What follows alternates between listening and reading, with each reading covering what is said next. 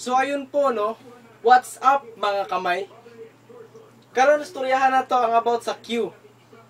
So again, kaganihan nag-discuss ta og stock. Sa ato may numduman, ang stock naga-follow og LIFO. Karon, ang Q naga-follow siya og FIFO. Unsa ang FIFO? Ang FIFO mao na siya ang first in, first out. Kung unsa ang imong gisulod, pinakaunang gisulod, mao pud siya ang pinakaunang mo gawas. Example, di ba pamuli niya ta sa water district? Kung ikaw ang niuna sa linya, di ba ikaw ang una i-entertain sa cashier? So kung ikaw ang una gi-entertain sa cashier, ug biski pagtaas ang linya, ikaw ang una mo gawas. Di gyud na pwede nga ikaw ang una ato sa cashier, ikaw pud ang last mo gawas. So ingana ra ng Q. So ang Q, kung ang stock kay na ay push, ang Q na ay NQ.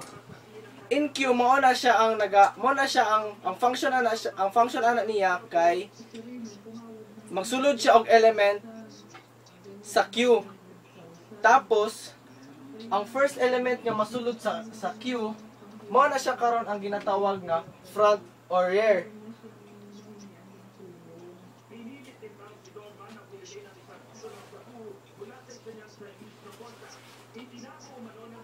Ngano?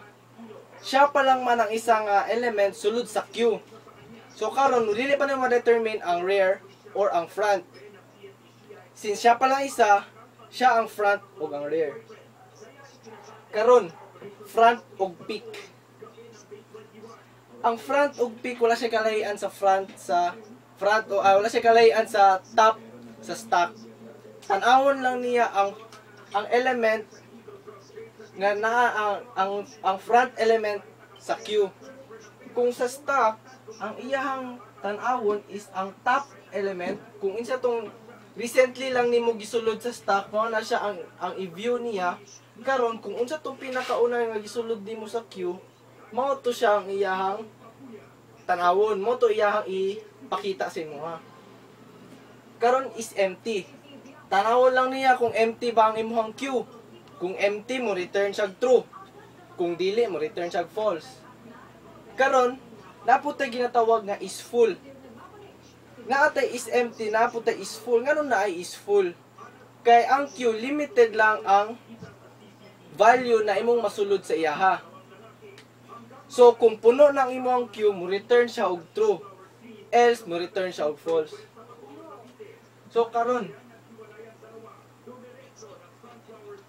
hatag tawag example sa Q.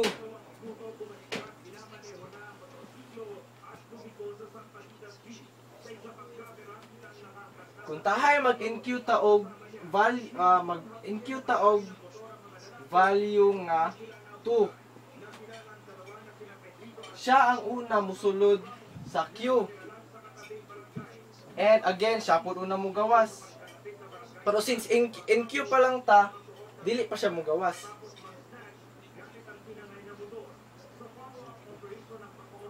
So karon, again siya ang front ug ang rear kay siya pa lang value sulod sa Q.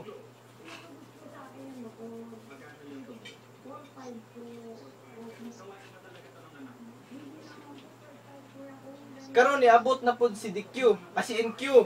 NQ na pud tagbang element.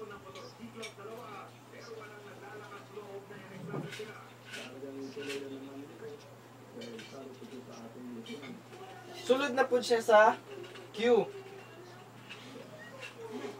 Karon since duha naman ang value sa atong Q, ma-determine na nato kung kinsa ang front ug kung kinsa ang rear.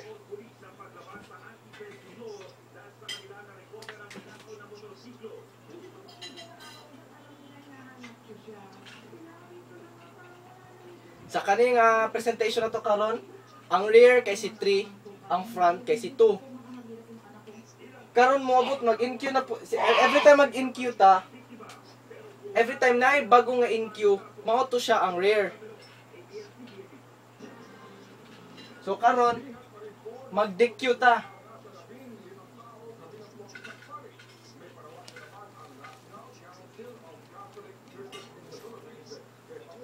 Since ang una nga nisulod na element sa ato ang Q kay si 2, mao siya ang unang mugawas.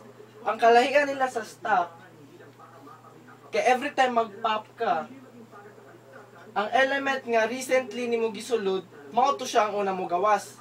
Sa Q, kung unsa tong pinakaunang inisulod, mao to siya ang mugawas. So sa kanang example nato, mugawas na si 2.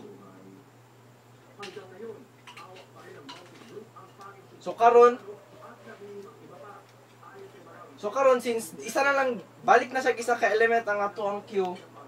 Si 3 karon ang front ug ang rear. So sa kung una-unaon, pareha lang man si Q ug si stock. Ang kalahian lang, lahi ang words na gigamit, NQ ug DQ. Pero wata kabalo, si NQ FIFO, si stock LIFO. So mao lang na guys, ayaw mo kalimot. Bahalag mag-removal basta mo pasar.